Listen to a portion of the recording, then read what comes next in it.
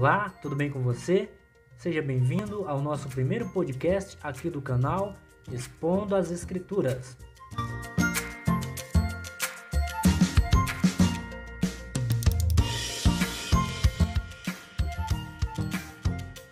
Estamos iniciando hoje uma leitura de um pequeno livro, porém muito poderoso. Um livro que fala do Evangelho. Na verdade, o título desse livro é justamente sobre isso.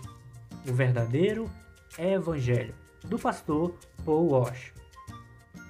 Então, se você gosta de ouvir um bom áudio, livro, um bom podcast enquanto trabalha ou faz alguma atividade, se sinta à vontade para apreciar esse poderoso livro que traz uma mensagem poderosa sobre o que de fato é o Evangelho.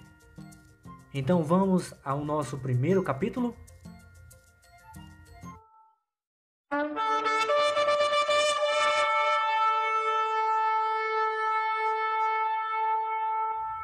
A extrema pecaminosidade humana. Capítulo 1.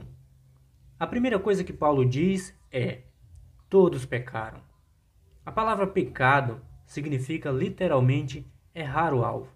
No caso do ser humano, nós não apenas erramos o centro do alvo, mas falhamos em acertar qualquer parte dele. Nós erramos o alvo por completo, quer seja em obedecer à lei de Deus, em permanecer na vontade de Deus ou glorificar o nome de Deus.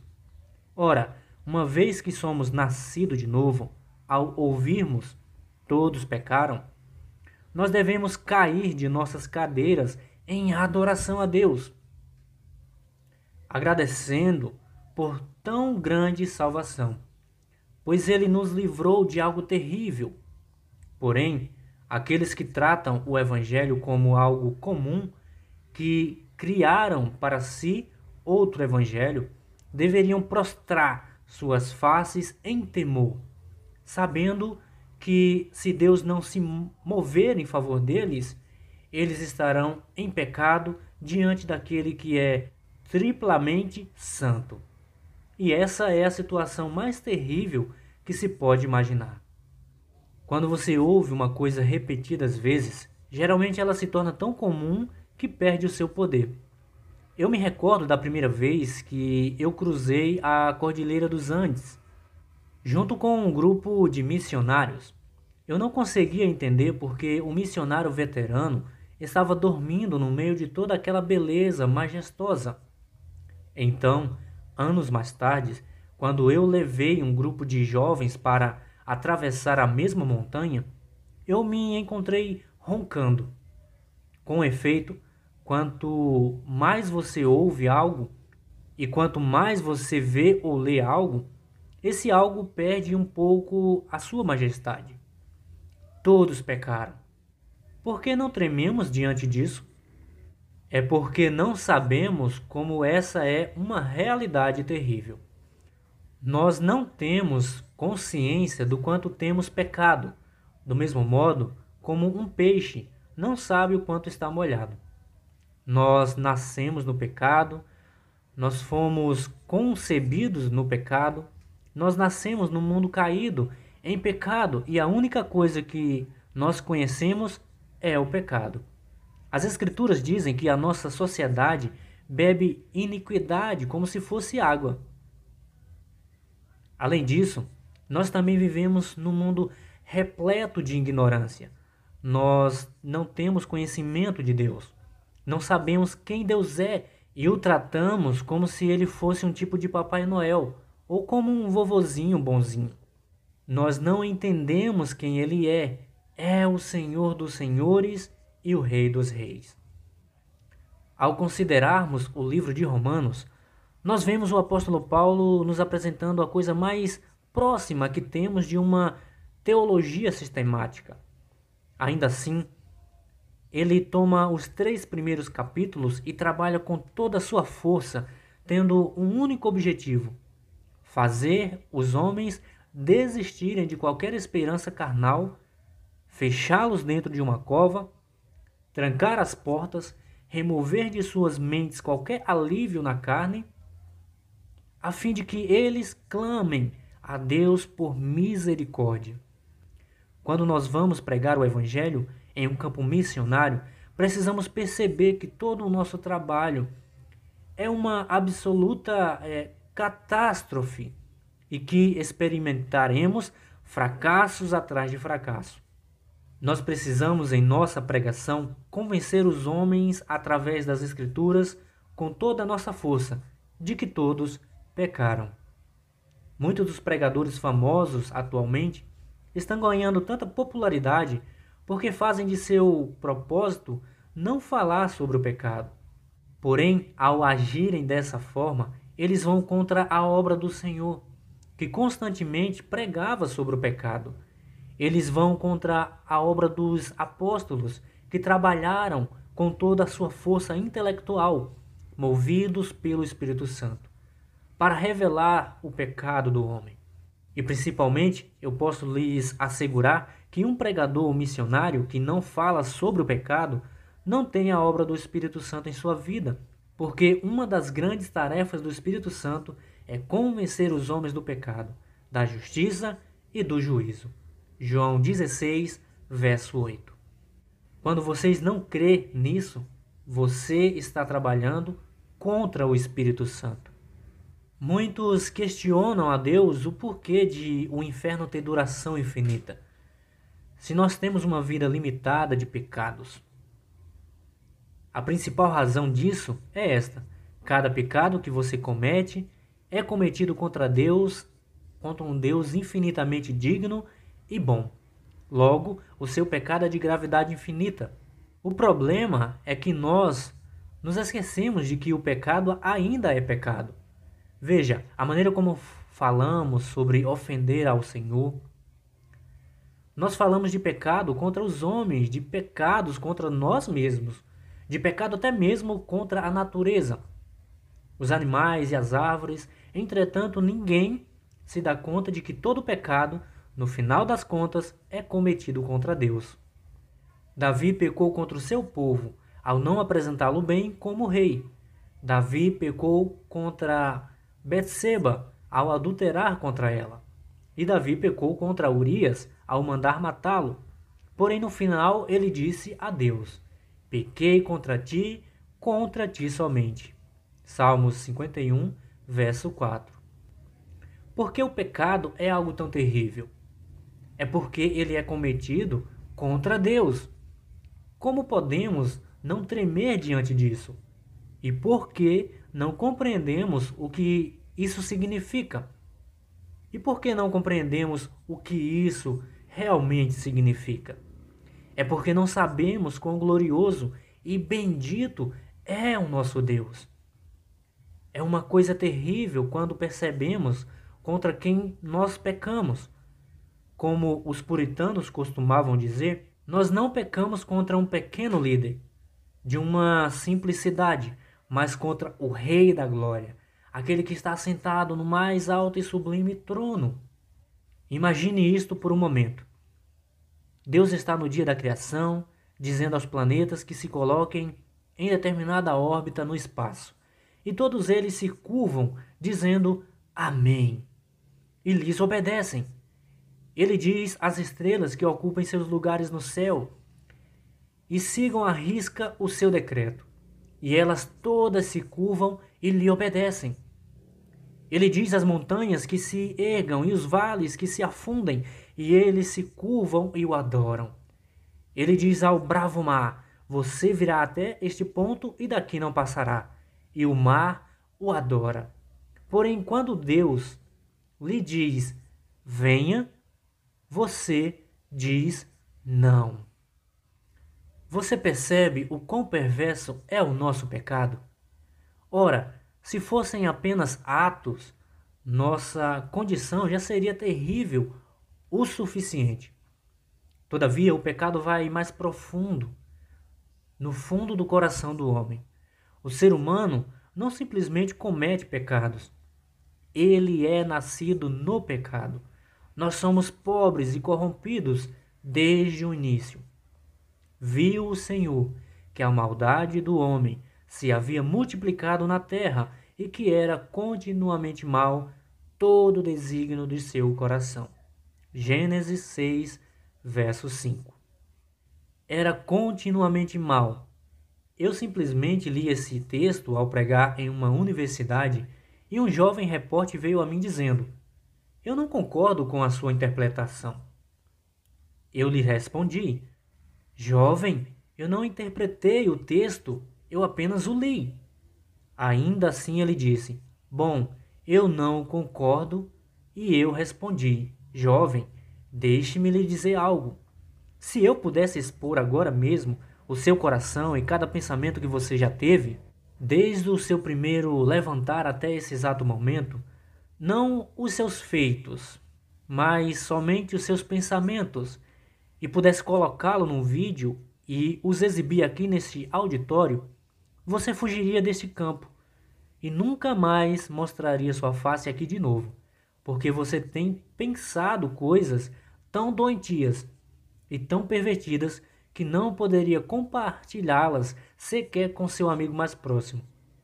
Na verdade, se seu amigo mais próximo conhecesse alguns dos seus pensamentos que você teve a respeito dele, ele não seria mais seu amigo. E o motivo pelo qual eu tenho certeza disto não é porque sou um profeta, mas porque isso é o que diz as Escrituras, e porque também sou um homem como você. Eu posso dizer a mesma coisa sobre cada ser humano do planeta. Todos nós gastaríamos toda a nossa energia para esconder o que se passou pela nossa mente apenas na última hora. Não me diga que a palavra não está certa quando ela fala sobre todos os homens terem pecado, porque todos os homens, de fato, são pecadores. E o Senhor aspirou o suave cheiro e disse consigo mesmo: Não tornarei a amaldiçoar a terra por causa do homem, porque é mau o desígnio íntimo do homem desde a sua mocidade. Gênesis 8, verso 21. Isso pode significar maldade desde a infância, maldade desde bebê. Deixe-me compartilhar algo que um funcionário de penitenciária disse muito tempo atrás, a respeito da natureza humana. Imagine por um momento um bebê de 18 meses que você está segurando em seus braços. Então esse bebê vê um relógio brilhante em seu pulso e tenta pegar o relógio. Você afasta a mão dele e diz: Não. Ele começa a chorar e a se mexer em seus braços e então se estica até o relógio novamente. Você afasta a mão dele e diz: Não. Ele começa a gritar e chorar. E então se estica de novo e você diz: Não. Ele começa a jogar os braços até mesmo na direção do seu rosto. Ora, eu lhe digo que a natureza humana é de tal forma que se esse bebê de 18 meses tivesse a força de um homem de 18 anos, ele o espancaria ali onde você estava. Eis algo aqui que precisamos entender. Hitler não foi uma anomalia. Hitler não foi um fenômeno extraordinário. Hitler foi o que cada frequentador dos cultos dominicais tem o potencial de ser. E não somente isso, mesmo em toda a sua maldade, Hitler ainda era restringido pela graça comum de Deus. E precisamos reconhecer isto. Quando não éramos convertidos, se não fosse pela graça comum de Deus nos restringido, nós faríamos com que Hitler parecesse um coroinha. Nós não entendemos o que a palavra ensina sobre a extrema maldade dos homens. E se você disser eu não concordo, isso é porque você aprendeu o suficiente para estar no cristianismo, mas não para crer na Bíblia. O testemunho das Escrituras contra você e de todos os homens é este: nós nascemos com a maldade, nós somos maus. Acaso você precisa ensinar uma criança a mentir? Você precisa ensinar uma criança a ser egocêntrica? Você precisa ensinar uma criança a ser egoísta? Você precisa ensinar uma criança a ser bruta com outras crianças? Elas aprendem isso por si mesmas. Deixe-as livres, deixe de discipliná-las e veja o que terá em 10 anos. Um verdadeiro monstro. Por quê? Porque o que a palavra diz É verdade, eu nasci na iniquidade, e em pecado me concedeu a minha mãe. Salmos 51, verso 5. E quantos de nós não tapamos os ouvidos dizendo: eu não quero escutar isso, não quero escutar isso? Da mesma maneira que uma pessoa morrendo de câncer permanece em negação, recusando qualquer tratamento, a primeira coisa que devemos abraçar é que todos os homens nascem em pecado e entregues ao pecado. E esse é o objetivo de todos os homens nascerem odiando a Deus. Alguém pode retrucar que nunca odiou a Deus, mas ele não percebe que, se isso fosse verdade, a Bíblia estaria mentindo para nós. Absolutamente todo homem odiou a Deus em seu estado não convertido, porque as Escrituras declaram que outrora eres inimigos de Deus. Colossenses 1, verso 21. E que éramos por natureza filhos da ira. Efésios 2, verso 3. Outro pode contestar alegando que ama a Deus desde pequeno. No entanto, o que amávamos era uma imagem de Deus criada por nossa própria mente. E era isso que amávamos, de tal modo que se alguém nos apontasse o Deus da palavra, nós rapidamente ficaríamos irados, dizendo: eu nunca poderia amar um Deus como esse. Já perdi as contas de quantas vezes alguns bons membros de igreja me disseram que amaram a Deus por toda a sua vida. E depois de eu sentar com eles apenas por 30 minutos para expor a palavra, algumas crenças cristãs históricas sobre Deus, eles diziam, assustados: esse não é o meu Deus. E eu tinha que responder: claro que não, mas é o Deus da palavra. O profeta Isaías usa palavras aterradoras ao falar da condição do homem. Mas todos nós somos como o imundo, e todas as nossas justiças como um trapo de imundícia. Todos nós murchamos como a folha, e as nossas iniquidades como um vento nos arrebatam. Isaías 64, verso 6. Anos atrás, eu ajudei a edificar uma igreja em São Pablo, perto da fronteira da Amazônia colombiana, e era uma colônia de leprosos. Você já viu alguma vez um leproso? Já sentiu o cheiro de um leproso? Se um leproso do pior tipo tentasse ir à sua igreja, você sentiria seu cheiro antes mesmo dele sair do estacionamento. Ele seria uma massa de carne podre, fluido corporal, pus e sangue. Quando Isaías diz que todos nós somos como o imundo, é possível a isso que ele se refere. Vamos supor que existem irmãs muito finas em sua igreja e elas pensem que precisam fazer algo a respeito daquele leproso. Então elas vão à loja mais fina e compram algumas das mais finas sedas que encontram. Depois de enrolarem o leproso da cabeça aos pés, elas dizem: bravo, olha o que fizemos. Salvamos o dia, nós o fizemos apresentável. Mas aquela seda somente repousa naquela carne por poucos segundos, e a corrupção daquele homem começa a sangrar através daquela seda fina, tornando-a tão corrupta quanto o próprio homem. Eis o porquê de nossas melhores obras serem como trapos imundos diante de Deus. O fato de sermos pecadores não significa apenas que pecamos constantemente, mas que não fazemos nada além de pecar. Tudo o que fazemos é pecaminoso diante de Deus. Nós corrompemos até as nossas boas obras, de modo que, segundo Salomão, até mesmo a lavoura dos ímpios é pecado. Provérbios 21, verso 4. Porque tais obras não são feitas por fé. Romanos 14, 23. Nem para a glória de Deus. 1 Coríntios 10, 31. Muito da psicologia moderna fala a respeito de se sentir bem com você mesmo. Entretanto, não é isso que eu quero. Eu quero que você seja salvo de quem você é e de como você tem feito. Todos nós, antes da conversão, tínhamos um coração de pedra, um coração odiador de Deus, um coração maligno, nascido no pecado e dado ao pecado. Esse é o testemunho da palavra. Os homens antigos ouviam isso ser pregado constantemente, mas parece que as novas gerações não podem suportar a verdade. Antes preferem ser enganadas e pensar bem de si mesmas. Contudo, um homem que não aceita sua própria doença não pode ser curado. Um homem que não tem todas as suas esperanças moídas a respeito de seus próprios méritos, valor e justiça pessoal, não pode voltar-se para Cristo. Nós precisamos entender que estamos destituídos de qualquer valor e que há somente um Salvador, e seu nome é Jesus. O problema é que hoje em dia é tudo sobre o ego. Os homens são cheios de ego.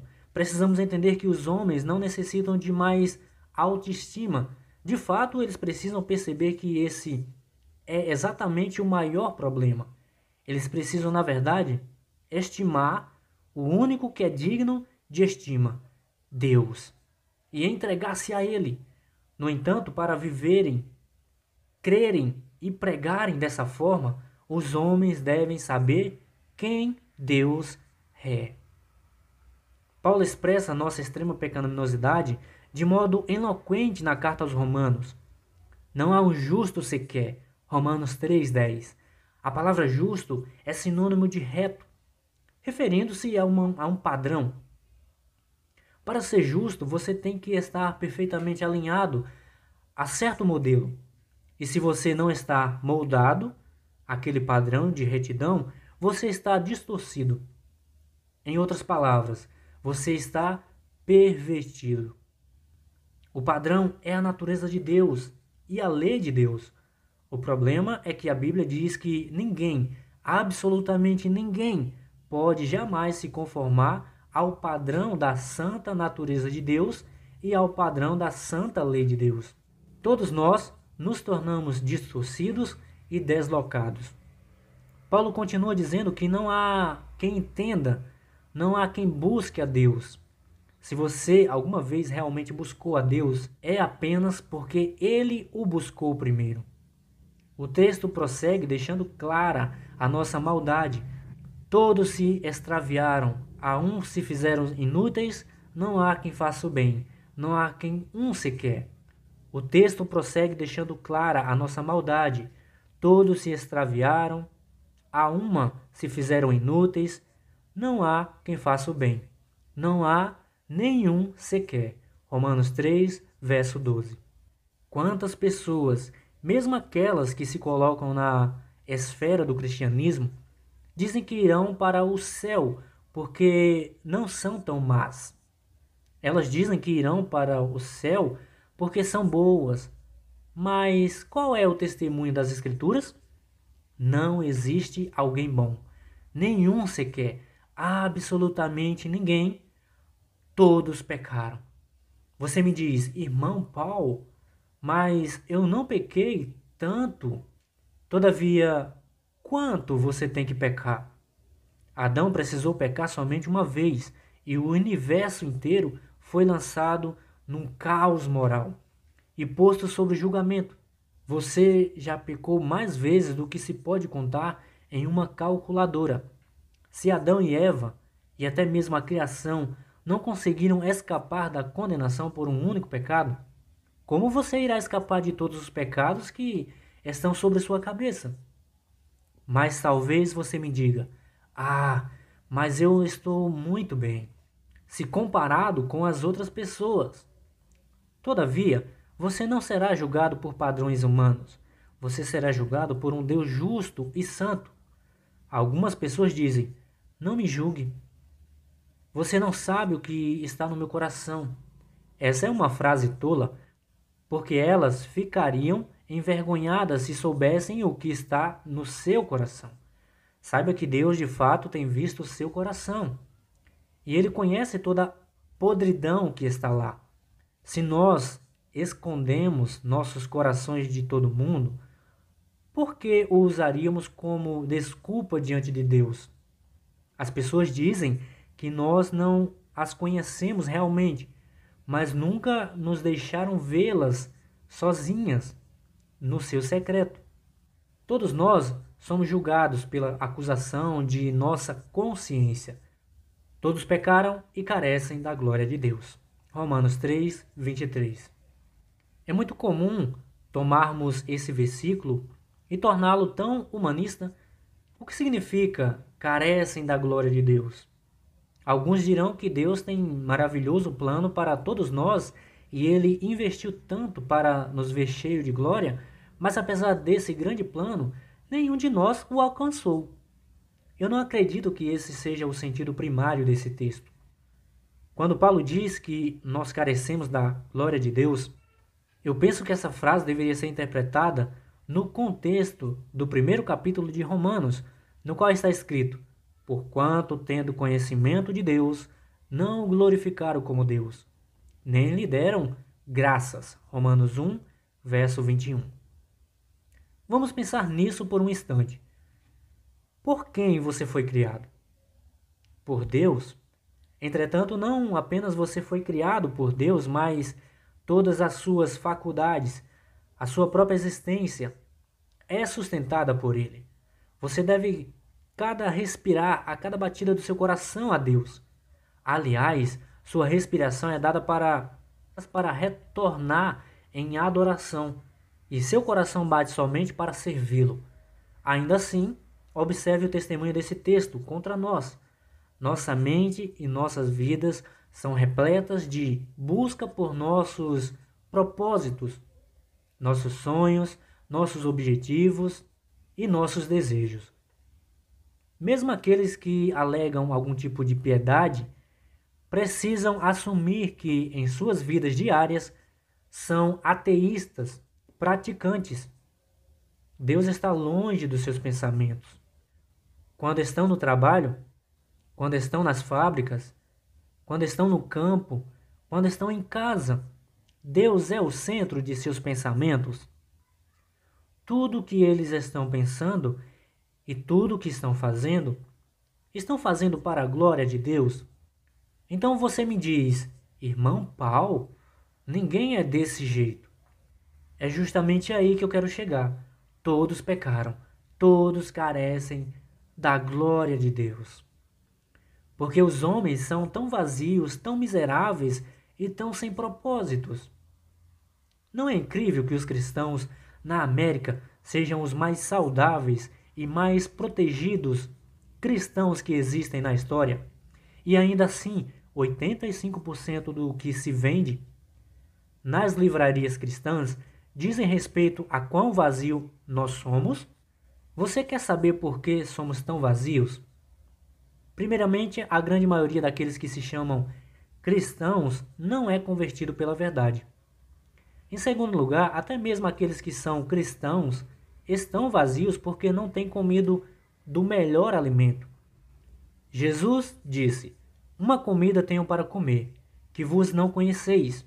A minha comida consiste em fazer a vontade daquele que me enviou e realizar a sua obra.